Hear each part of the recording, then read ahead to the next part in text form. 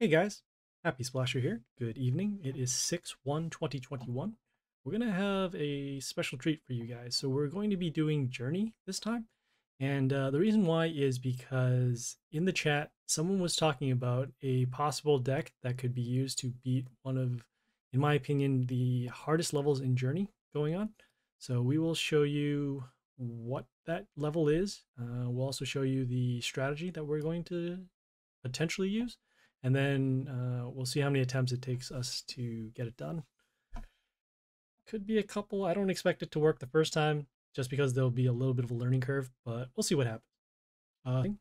Let's go check out this journey. Okay, so we'll click on here, see the journey. All right, it is 25 in Rondo Chapter 3, otherwise known as Chapter 9. We'll show you why it's called Chapter 9 because it is the 9th island on this particular map. So as you can see here, we've gone through the first 8, and now we're on the 9th one. Okay, and so we'll take a look at who we're facing and what we're facing. So they have this Warlord, has 2,500 health, and then it has 2 abilities. At the start of the turn, it will summon a Water Elemental. This Water Elemental should summon a number of freeze runes on our side of the field.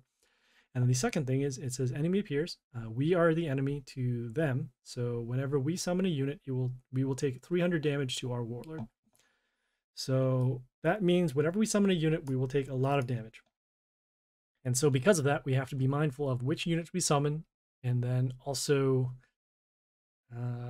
yeah, we'll show you what's going on. So we already did our squad.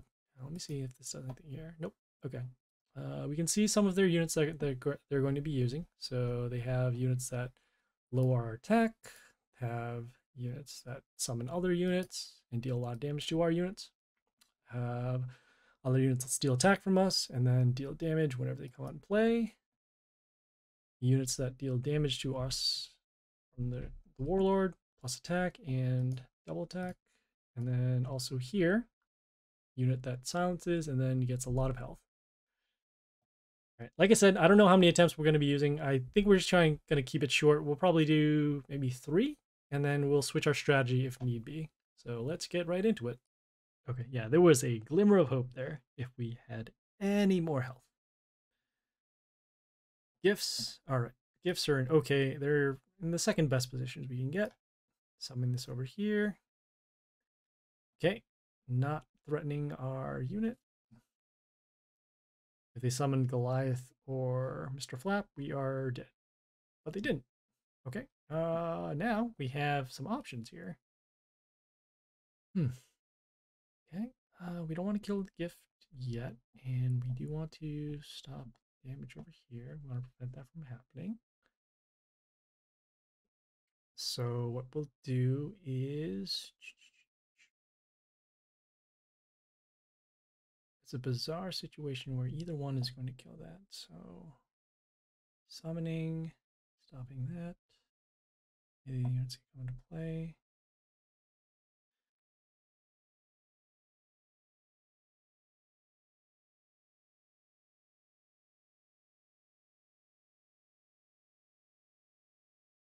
So if we summon blocking, but then we want that, we need to protect our setup. So we'll take the damage, which is fine.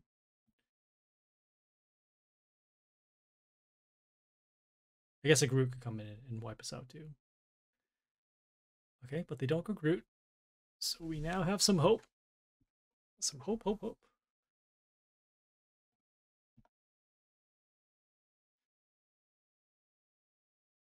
Okay, let me think about this here, because it's now very close. We can actually wipe them out in the next turn if we get this right.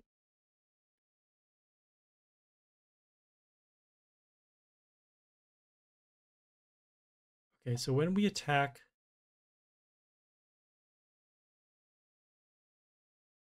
stop damage over here. Oh, wait, hold on. Yeah, we're gonna avoid taking the extra damage over there. We're not gonna silence because we still need this unit to be up and attack. We're going to put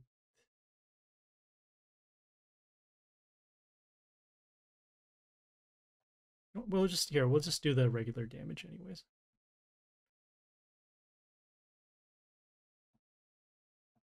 Okay, yeah, we did that because we can avoid missing the extra damage. I was thinking about putting the invulnerable here. I don't know if that's going to help us so much.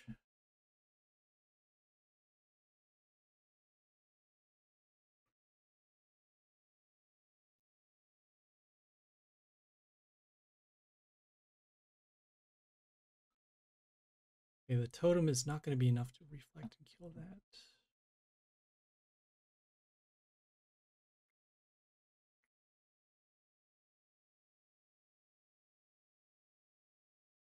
The only extra summon they can do is the floss that could potentially wipe us out here.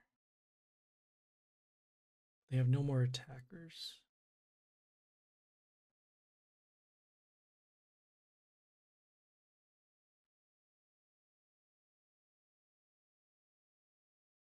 Well, I guess we'll do this to not wipe out their units.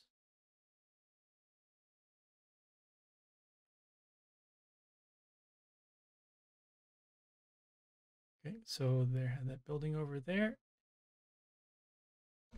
Oh my goodness, we actually got it. Holy crap. Holy crap. Wow. I am super happy. And for all of that, we got 67 epics. Whew. Jeez, that is disgusting.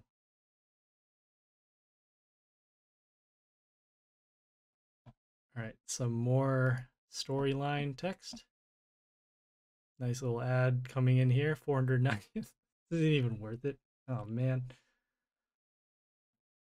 Okay, well, might as well take a look at the next one that we're facing. So, what do they have? 2600. Whenever it is attacked, gives us miss, and then whenever one of, I guess, enemy being us, whenever we're attacked, we're going to take extra damage to our units. But wow, that was a ridiculous battle. So I wanted to put this at the end of the video, and this is where I'm going to discuss the strategy I ended up using and the squad that I ended up using, along with any other tweaks that we had to do. So let's go to our squad. And for some reason, it keeps on freezing. Not quite sure what's going on, but that's okay. So we ended up using the Sir Biscuit over the Ogre after all. The reason why we use the Sir Biscuit is because of their first ability, where they summon the gifts on the other side of the field. When those gifts are in front of certain units, such as the water elementals, they weren't able to attack. And then it also stopped other units from attacking us as well once the water elementals came into play.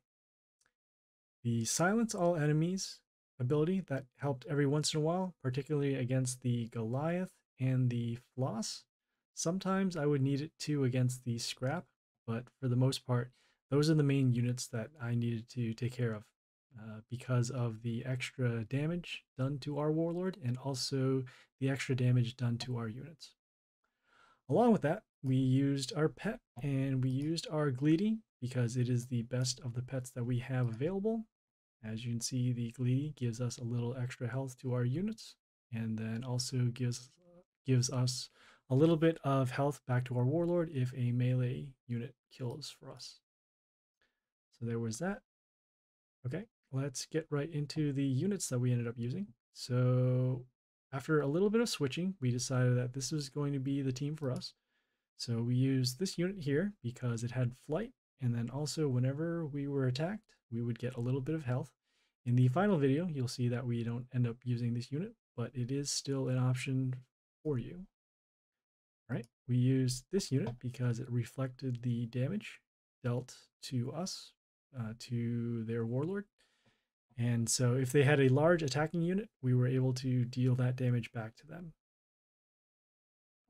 We had this unit too, because it would gain block for every unit on their side of the field. So we would have a little bit of a wall. At the end of the turn, it would also heal our Warlord, but in the final video, you see that we didn't have to use it. But again, the life gain is the most important part for us. Right, we had the Groot here, which had a lot of good health. and then also was able to silence enemies. Again, we didn't have to use it, but for the most part, it would help us out in terms of getting rid of certain skills that would screw up our setup. Right? We used this unit because of its invulnerability, which meant that it could block damage from all direct combat, not the effect units, the effect damage, so no poison from the floss and no direct damage from skills by Goliath. The bleeding does come into play, but it is very small compared to their unit's health. If we had larger Ariok, then perhaps the bleeding would have helped, but for the most part, you wouldn't have to summon this unit because of that. It's more for the invulnerability to block damage. Right? Then we had this unit here. This unit had the ability to freeze non-chaos units, and so we were able to freeze their scraps, their elementals, and their flosses, and then also their dragars too. All right. We had this unit over here because it summons a totem that does the damage back to their warlord, and it also acts as a small wall because when this unit dies, the totem comes out, so you'll be able to block 2 rounds of damage. Finally, we have this unit over here. It has flight and then also deals a little bit of damage to random units. So we'll combo with our Gleedy Pet in order to gain health back.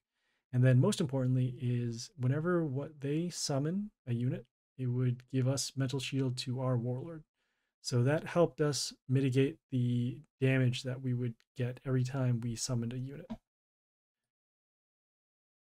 Okay, so that was our squad.